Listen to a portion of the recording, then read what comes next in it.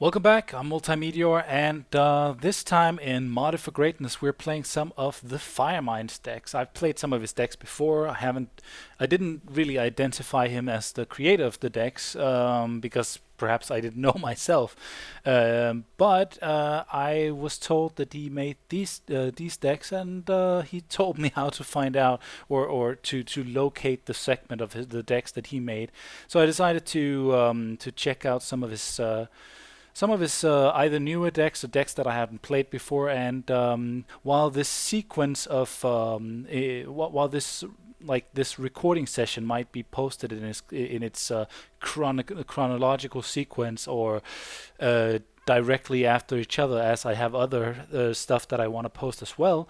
Um, I'll definitely try to post some different decks that he made, and I will definitely make an entire session out of his decks. So, yeah, this time around. By the way, if you don't know the Firemind, he is one of the main modders, or I should say one of the bigger modders at the Slightly Magic forum, who makes a lot of decks. This deck pack is it consists of 42 or 43 decks. I'm not entirely sure, but as always, I'll put the link in the description, and if you want to play it, you can go check out. You need three files. You need there's a zip file containing all the decks. There's a core file which has all the cards that I think he himself programmed or coded, maybe with help from somebody, but he coded a lot of this stuff at least. And there's a cosmetic file, which I think is card art maybe, but certainly also I've seen some loading screens that he added and so on. So very cool and very extensive. Also, if you guys are into to Plane Chase, he made a bunch of new Plane Chase cards that you can download. So that's pretty cool. Anyways, let's try this. To be honest, I tried playing Ask the Sphinx 3 times and it crashed every time.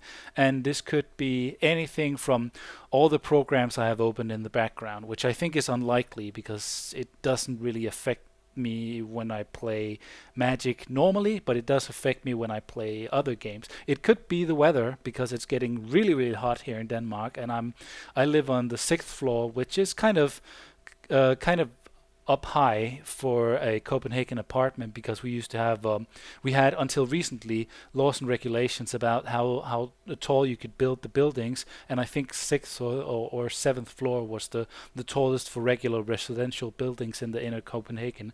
Anyways, that's a lot of trivia that you didn't ask for and that you don't need, but what I think is more likely is one of two.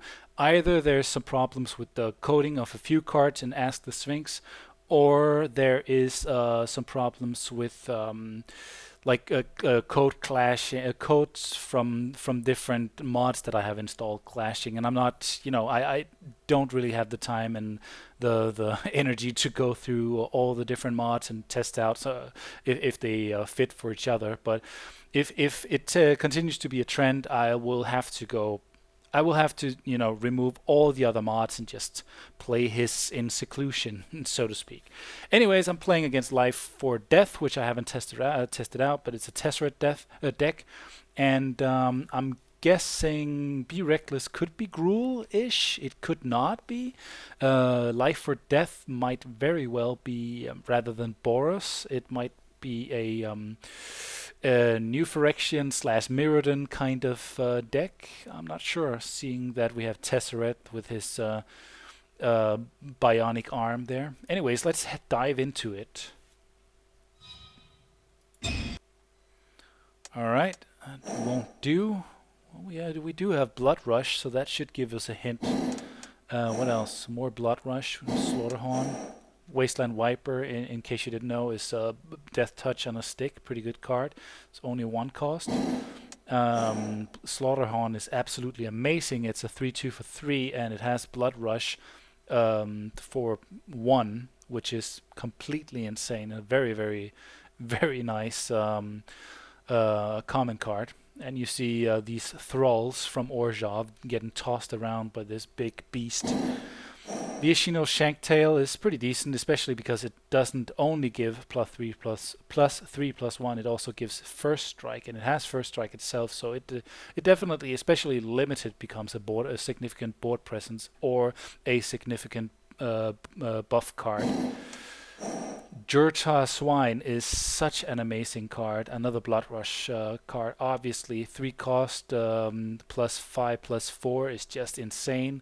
And having a 5/4 on the table is also pretty good. So either options is just, can't be snickered at, or whatever you want to say. Craterhoof Behemoth, 8 cost with haste. When Craterhoof Behemoth enters the battlefield, creatures you control gain trample and get +X until end of turn, where X is the number of creatures you control. Now, that is a game ender right there. We need to draw a new hand. That is quote-unquote better. Whenever Copperhorn Scout attacks, untap each other creature you control. Well, that gives me a 1-drop. Then we have Hellrider, which I'm almost, like kind of close to be able to drop. 4 cost haste. Whenever a creature you control attacks, Hellrider deals 1 damage to defending player, and it's a 3/3. 3/3 with haste. 4 cost is not bad at all, but the secondary ability is really, really good. You get in for damage no matter what your opponent is playing, so that's a nice kamikaze card, definitely, especially if you play a creature-heavy deck like this seems to be.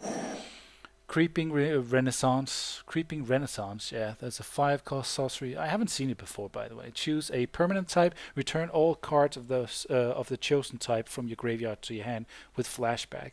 So I guess this is because you have a lot of Blood Rush creatures in the deck, and the Blood Rush is like, it makes you sack those dudes or actually discard them in effect. Use their ability, you don't get to play them, but this way you can just say, oh, creature types, and just get all of them back. Yeah, it's not better in terms of creatures, this hand, but it's certainly better in terms of mana. So let's drop the Copperhorn Scout turn 1 and get ourselves a mountain, unless we draw something really, really good. Let's see what we draw. Rubble Hulk. 6 costs. Rubble Hulk's power and toughness are equal to the number of lands you control. Not bad, and it has Blood Rush. Discard Rubble Hulk. Target attacking creature gets +X/+X until end of turn, where X is the number of lands you control. Yeah, that's not bad. Let's get ourselves an elf. She's a hot little thing for a green, weird fawn-like creature. She's not bad. And she's a Hornblower, so how can you go wrong? Snap! Slap my thigh. What is that? Gut shot? Alright, goodbye. Alright. So Tesseract feels like being an asshole already on turn 1, so that's nice. It's nice. Nice of him. Nice of him to be an asshole. Alright, Porcelain Legionnaire. That becomes a significant presence right away. 3/1 first strike. I like that card a lot, by the way. And it doesn't see... Oh, that's actually pretty good. I need that. I have enough for the Creeping Renaissance, but I don't really need it. I have enough for the Hellrider now, which I can drop in 2 turns, but he might have aggroed me to death before that. So far he's able to swing in for 3 here. And I'm sure he has something more for me. He has 4 cards in hand. Oops. Emulating what? Soul Eater? Okay. Yeah. Alright. That's no good. That is simply no good. Yeah, you know, I don't really need all those lands now. Just letting you know. Well, I kind of do then again, for the Rubble Hulk. So next turn I have the Hellrider, and the turn after he'll be swinging. Man, he could technically be swinging in for. Let's see, with mana he could be swinging in for. Whoa, what's that? You gained 5 life. Well, that was because then he can. Yeah, that's a little unnecessary, I think.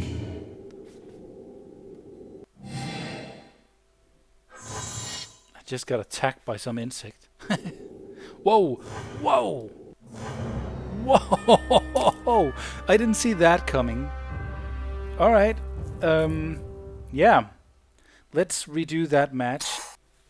And of course you're going to be seeing it, but that is impressive. I might actually have played against that deck before. This is not a keeper, by the way. Mock flunkies can't attack or block alone.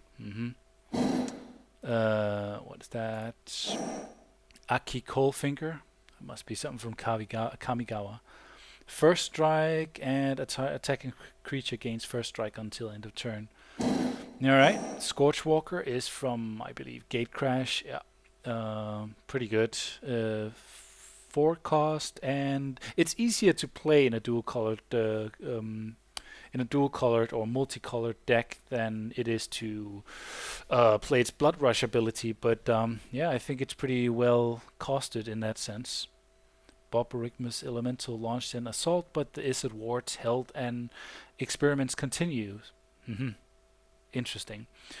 Yeah, draw new hand. Alright, that's a little better. Yeah, I do have a 2-drop and a 3-drop, or turn 2-drop and a turn 3-drop, so that should be enough, or that should be good enough. Dispeller's Capsule, obviously. I'm actually liking my opponent's deck a lot more, even though I think this seems decent. Maybe this... Oh, I'm playing way too many cards as well. Well, that's the thing, when you go blind into these games, you don't really know what you have. But you definitely want to trim this deck down if you're playing it against friends, or if you want to have good results. See there's that bastard again. There's that bastard again. And this guy can't really do anything, but I do have a Jurta Swine. Or Jurta Swine. I need to get rid of that bastard. Yeah.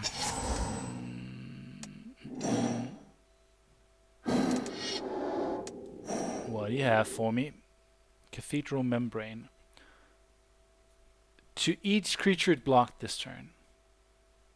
Interesting. I'm sure you could rig some pretty interesting... what is that card? There's a card that allows you to... What? It can't block. Dude, did I even get the... I got the option to block? That's annoying. I shouldn't be able to block.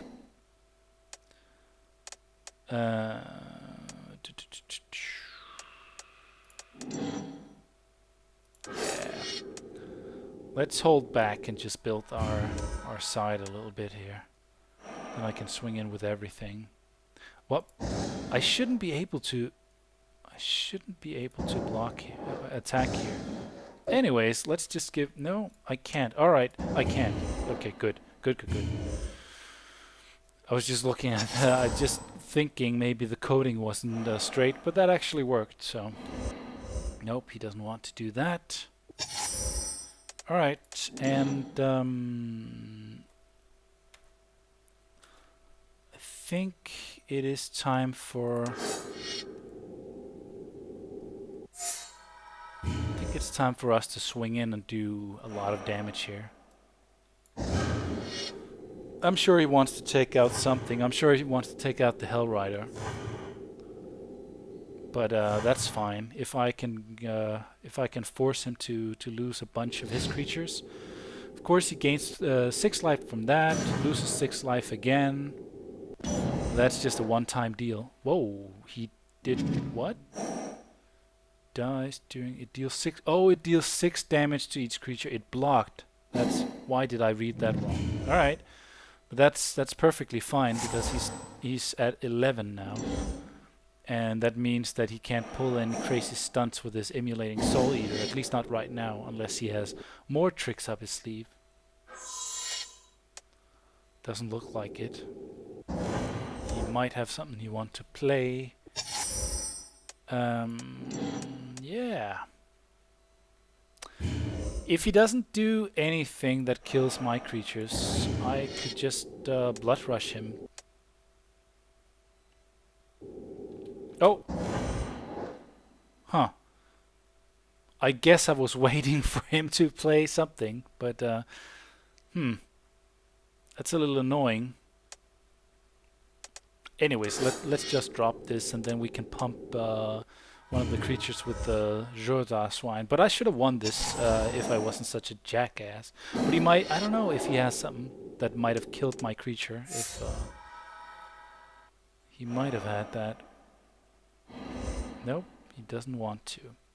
Either way, he should be dead now.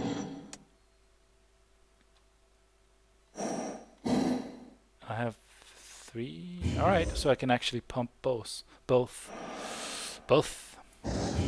Here we go. Yeah, what do you have? Gut shot? Alright. Do you have more? Perfect. Blood rush. This guy. And just for the hell of it, that is Multi's revenge right there.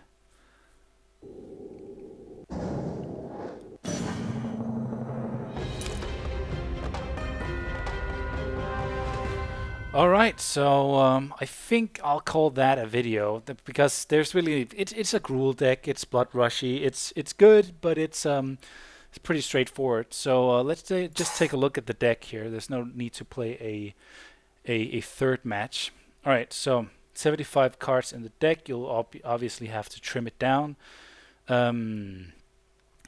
Evolving Wilds if you need those. Copperhorn Scout, there's 2 of those. I think I showed them to you during the match or the game. Serene Remembrance. Shuffle Serene Remembrance and up to 3 target cards from a single graveyard into their owner's library. So that's obviously to get more use out of the Blood Rush creatures. Definitely. Spire Tracer. It can't be blocked except by creatures with flying or reach. So that is your evasion to get in with all the Blood Rush. You have 3 of those. You have 2, I think, Wasteland Vipers, which are awesome. Nice way of is a nice indirect way of casting removal. Of course, usually you also lose your creature. Scented Swarm, another evasion creature flying. Whenever Scented Swarm attacks, defending player can't cast spells this turn. Wow, that is interesting. So that's a nice way of messing with your opponent's combat tricks. Flinthoof Boar. Flinthoof Boar gets +1/+1 as long as you control a mountain. Yeah, okay, so it's basically a 3/3 for 2. That's insane. And if you play it for 3, it gets haste until end of turn. So that's nice. Have 2 of those. Mock Flungies is just a big guy that you can't really attack alone with him or block alone with him, but he's just another part of your board presence. Have 2 of those. Pit Fight is decent, very decent, and obviously it's the Orshov that is getting spanked again. It's a 2-cost, kind of like what's called Prey Upon from the Gatecrash set. Target creature you control fights another target creature, so that's interesting. You could basically fight your own creatures if you had a combo that needed you to do some damage among your creatures, but still, yeah, you can do a lot of different things. For example, if your opponent wants to mind control one of your creatures, you could pull off some tricks if you had the right conditions. But basically, it's just like Prey Upon. It's a removal spell. Scarred Guildmage is let's see, just like the other Guildmage, is a 2/2 for 2. And since it's the 2nd generation Guildmage, it's not a hybrid mana. It's one of each. Creatures you control gain trample until end of turn for 2, or it's all the creatures you control. By the way, that's pretty cheap and pretty good. Or activate target land you control becomes a 4/4 elemental creature until end of turn. It is still a land and it costs you 3. So that is very decent. You have 2 of those. either Rift. It's a 3-cost enchantment. At the beginning of your upkeep, discard a card at random. If you discard a creature card this way, return it from your graveyard to the battlefield unless any player pays 5 life. Whoa. Whoa. That's a nice way of getting those cheap spells into play, or forcing your opponent to... It's kind of like making all creatures into Vexing Devils. I didn't know about this card, but that is very good.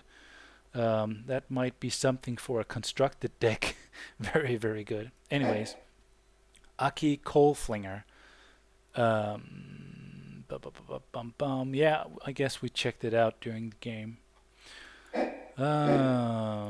What is the purpose of this? Attack creature gains first strike until end of turn. Alright, it's basically to speed up the pace. Here is a great, at least flavor-wise, Izzet burn spell. It deals 4 damage to target creature or player and 2 damage to you. Izzet mages often acquire their magic regions from dubious sources, so the potency of their spells is never predictable. That is very Izzet-like. The reason why you would run this rather than running a what's it called, flame slash, where you can do 4 damage to a creature for 1, is because you can also do 4 damage to the face of a player. So that's the reason you might want to run this. 5 alarm fire, very good. 3 cost, a little well, maybe not slow in this deck. It's an enchantment for 3. Whenever a creature you control deals combat damage, put a blaze counter on 5 alarm fire, remove 5 blaze counters from 5 alarm fire, and it deals 5 damage to target creature or player. You don't even have to sack the enchantment, so that's insane. Very, very, very decent card. A little slow, but decent. Hellraiser Goblin, 3 cost 2 creatures you control have haste and attack each combat if able. That certainly fits the theme, and it makes your deck very unpredictable. Well, sort of predictable, but it makes what you have in hand unpredictable. Slaughterhorn, already checked it out. There's 3 of them, and it's just a beast, definitely, in 2 ways. Gore Clan Rampager, much the same. It's really a beast. It's a little bit more expensive, it costs 1 more, 1 red more, and the same for its blood rush ability. But it gives not only does it buff both power and toughness, but it also buffs. It also gives the creature trample, so that's very good. And it has trample itself. Just such a good card. Hellrider. Oh, there's only 1 of them. Oh. Doesn't matter. When it's on the board, it makes its presence known or felt. Hero of Oxid Ridge is also good. It has Battle Cry and Haste, so that makes your side absolutely intimidating. 4 cost 4/2, and whenever Hero of Oxid Ridge attacks, creatures with power 1 or less can't block this turn. So, no more weenie blocks. Mark for Death, 4 cost sorcery, target creature an opponent controls blocks this turn. If able, untap that creature. Other creatures that player controls can't block this turn. Wow. Yeah, way to force your opponent's hand, literally. Rubble Belt Raiders is a 4 cost 3/3, and whenever it attacks, put a +1/+1 counter on it for each attack creature you control. That is going to get huge quickly. Scorchwalker, I already showed it and talked about it. Decent card. Vishino Shanktail, the same, already talked about it. Also pretty decent, not as decent, little expensive in a sense, but it's alright. Creeping Renaissance, already talked about it. Spectral Force, 5 cost, 8/8 trample. Whenever Spectral Force attacks, if defending player controls no black permanents, it doesn't untap during your next untap step. So it's really, really good against, or it's somewhat good against, no, it's actually really good against black or decks that run black creatures or spells. Well, basically black permanents, but aside from that, it's a little slow, but still having an 8/8 to swing in with every other turn is not to be scoffed at. Jota Swine is just great, very, very good. Already talked about it. Jedid Ojanen of Efrava. I have no idea. It's a cat. It's a tiger. 6 cost 5/5 Forest Walk. Whenever Jedit Ojanen of Ifrava attacks or blocks, put a 2/2 green cat warrior creature token with Forest Walk onto the battlefield. Not bad, definitely not bad. There's no special purpose that serves putting this deck creature in the deck, but what I like about the Firemind having put it into this deck is that you kind of get a sense that that this deck is more like the default decks in Magic or in Duels of the Planeswalkers, because you also have cards that are good in its own in their own right, but doesn't necessarily fit an overall theme or something. So you get to choose whether or not you want to run this specific creature. You don't necessarily get everything just served for you and everything thought out for you. You get to put some thought into, do you like this card or not? Yeah. Rubble Hulk, already talked about it. It is a beast as well, a little expensive, so you might want not to run both of them, but it's definitely a good card.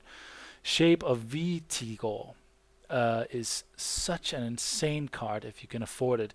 6-card aura, and when it enters the battlefield, put 6 +1/+1 counters on enchanted creature. At the beginning of your upkeep, put a +1/+1 counter on enchanted creature if it attacked or blocked since your last upkeep. Otherwise, remove a +1/+1 counter from it. So yeah, that's a way to make your guy huge. And here we go. Craterhoof Behemoth, already talked about it. It is a bit of a beast in its own right, but it's also expensive. So that is the deck. Very creature heavy, obviously. A typical Gruul deck, but also a very good Gruul deck. It doesn't have much removal. It doesn't have a lot of tricks. It's just good, solid aggro. So yeah. Alright, so here you see another one of the Firemind's decks. It also contains 75 cards, and yeah, let's take a look at it. Dispel's Capsule is shouldn't be for fans of Duels of the Planeswalkers who's played the game even since the first iteration. You should be familiar with Dispel's Capsule, as it was in the white-blue deck. We have Gutshot, which is another card with which is a card with Phyrexian mana, which means that you can play for red or for 2 life. So even if you have no mana open, you can still play this card. It deals 1 damage to target creature or player. Is a decent. It certainly has. It certainly has its purposes, especially in storm decks and all other kinds of things. Very, very, very good. Even though it only does 1 point of damage, it certainly serves a purpose. Yeah.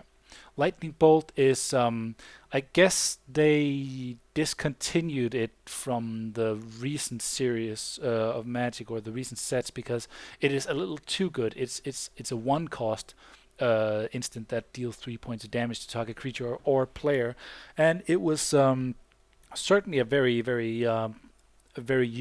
well used card back when I played paper Magic back in the 90s.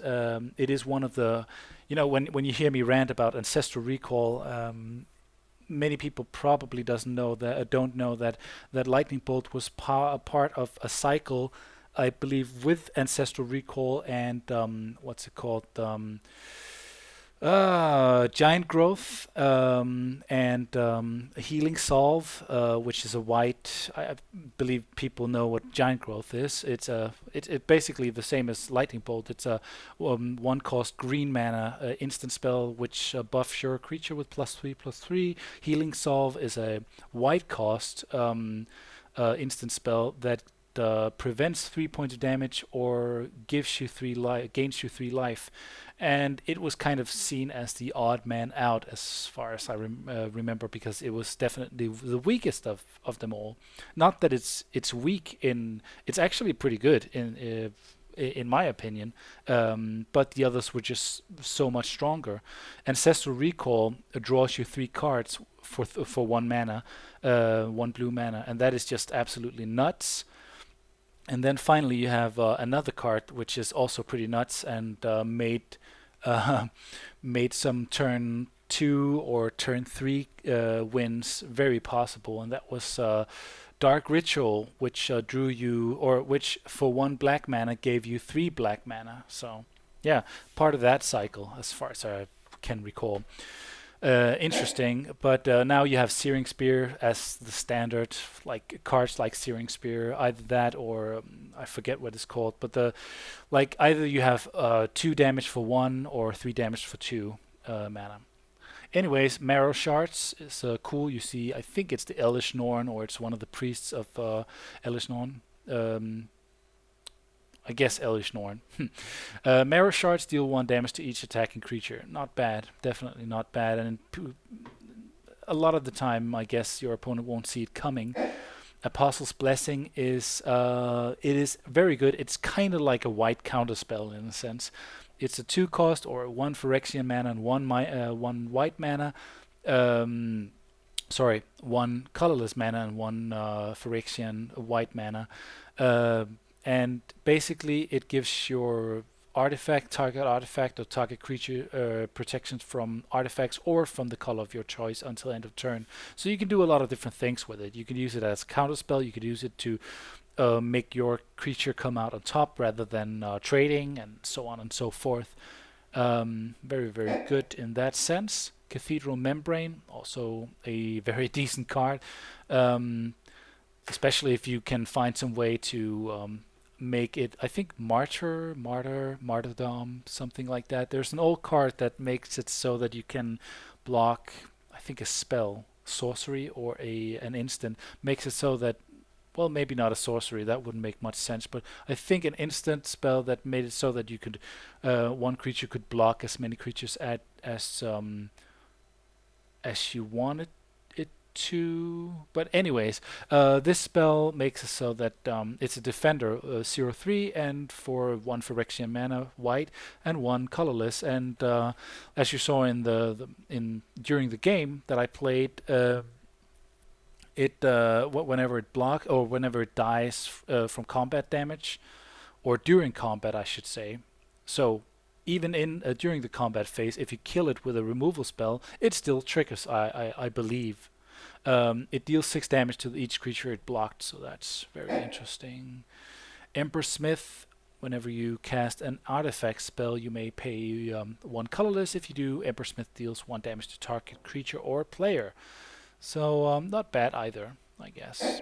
And here's the bastard emulating Soul Eater. Yeah, so you can, as you saw in the first game, pretty much just pimp it out with a lot of life and just deal that final blow to your opponent, even on turn very early. So interesting card nonetheless. Inquisitor's Exarch is also pretty good. It's kind of like the white New Phyrexian style Blood Artist. It's a 2-cost 2/2, kind of a bear, and when it enters the battle. Oh yeah, I guess I'm. Yeah, okay, I'm confusing this with a different creature. So basically, when it enters the battlefield, you gain 2 life, or a target opponent loses 2 life. So that's a little different. Here is the card that I thought about. It's a 2-cost 1/1 Searcher Priest, or Suture Priest, I guess it's called. Whenever another creature enters the battlefield under your control, you may gain 1 life. Whenever a creature enters the battlefield under an opponent's control, you may have that player lose 1 life. So it's kind of the opposite, but still very similar to a Blood Artist. Very cool card. And if you run a white-black deck, an Orzhov themed deck, for example, you could play on those effects by playing both of those creatures and have, yeah, I don't know, tie their side down, do some flicker effects with their creatures and so on and so forth. Trigon of Mending. Trigon of Mending enters the battlefield with 3 charge counters on it. Put a charge counter on Trigon of Mending. Okay. Remove a charge counter from Trigon of Mending. Target player gains 3 life. Alright, so it basically plays into you having a lot of life that you use to play spells and to buff your hound and so on and so forth. White Sun's Passage, you gain 5 life at instant speed for 2. Blinding Soul Eater. Again, we see a what's it called? I forget what it's called. The Elish Norn Grand Cenobite is part of this. I think maybe the machinery, or I forget what it's called, but it's themed that way. Anyways, you can tap creatures by playing it or by using this creature. Porcelain Legionnaire, we also saw that as a great card. You can either play it for 2 or for 3. For 2 and lose 2 life, or for 3. It's a 3/1 first striker. 3 of them. Solemn Offering, destroy target artifact or enchantment, and you gain 4 life. So that you can either kill your own artifacts that serves no purpose anymore, or kill your opponent's artifacts or enchantments. Rock's Faithmender, I guess, serves the same purpose. Very, very cool. Or well, not the same purpose, but it gains you life. Ruthless Invasion, 4 costs. Non-artifact creatures can't block this turn, so pretty nasty as well. Solemn Simulacrum, 4 cost 2/2, and when it enters the battlefield, you may search your library for a basic land card, put that card onto the battlefield tapped, then shuffle your library. When Solemn Simulacrum dies, you may draw a card. So you can use that in conjunction with Solemn Offering, in a sense, and gain 4 life and draw a card. There's 2 of them. You have Well of Lost Dreams. We know that from Celestial Light, and Act of Aggression. Gain control of target creature an opponent controls until end of turn. Untap that creature. It gains haste until end of turn. A little expensive, a little overcosted in a sense. You either pay 5 mana for this spell, or you pay 3 mana and 4 life. Or technically, you could also pay 1 red for colorless and 2 life. Balefire Leash is amazing. We know it from the Act of War deck. Great card, and it certainly buffs your side. Plus, when you cast a red spell, it deals 3 damage to target player. When you cast a white spell, you gain 3 life, so it serves a higher purpose in this deck as well. Covetous Dragon. Flying, when you control no artifacts, sacrifice Covetous Dragon. It's a 6/5 for 5 otherwise, so that's very, very powerful. Jor Kadeen, the Prevailer, 5 cost, first strike, 5/4 with Metalcraft. Creatures you control get +3/+0 as long as you control 3 or more artifacts. So also a nice way of buffing your side. Rage Extractor is, as far as I remember, pretty insane as well. 5 cost whenever you cast a spell with a Phyrexian mana symbol in it. In its mana cost, Rage Extractor deals damage equal to that spell's converted mana cost to target creature or player. Very, very silly, especially considering how many creatures or cards you have that cost that have Phyrexian mana symbols in their cost. Shattered Angel, 5 cost, flyer, 3/3. Whenever land enters the battlefield under your opponent's control, you may gain 3 life. Nice. Slash Panther is a 4/2 for 5 with haste, or you can play it a turn early and pay 2 life, and then you have a 4/2 haste creature. There's 3 of them in there. You have Molten Steel Dragon, 6 cost, 4/4 flying, and it also has Phyrexian Fire Breathing, I guess we can call it. And Phyrexian Rebirth, 6 costs, destroy all creatures, then put an XX colorless horror artifact creature token onto the battlefield, where X is the number of creatures destroyed this way. Very insane way of you just swing in with everything. Your opponent thinks that, all right, you can't be sane because now you're open for a huge attack from his side. You just cast the spell. He loses all his creatures. You lose all your creatures, but you get one big guy that is able to just wreck face during your next turn. Warstorm Search, whenever a creature enters the battlefield under your control, it deals damage equal to its power to target creature or player.